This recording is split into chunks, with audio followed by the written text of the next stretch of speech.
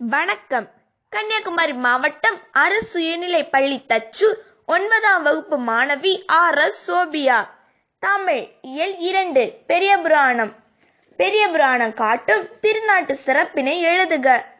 நீர்நிலைகள் நிறைந்த நாட்டுக்கு வளத்தை தரும் பொருட்டு காவிரி நீர் கால்வாய்களில் பரந்து எங்கும் ஓடுகிறது.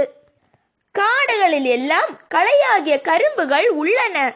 சோலைகள் எங்கும் உள்ள செடிகளில் புதிய கிளைகளில் மலர் அரும்புகள் உள்ளன. வயல்களில் எல்லாம் நெருக்கமான சங்குகள் கிடக்கின்றன.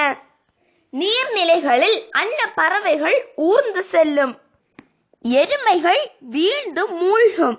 வாழை மீன்கள் துள்ளி எழுந்து அருகிலுள்ள பாக்கு மரங்களின் மீது பாயும்.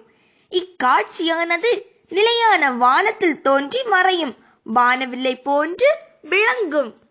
நீலமணி போன்ற தெளிந்த நீரினை உடைய அகழிகள், நீண்ட பரந்த மண்ணாலான நிலப்பகுதிகள், வளர்ந்தோங்கிய தென்னை செருத்தி மரங்கள், நறுமணமுடைய நாரந்தை மரங்கள், அரச மரம், கடம்ப மரம், பச்சிலை மரங்கள் ஆகியவை ஆகும்.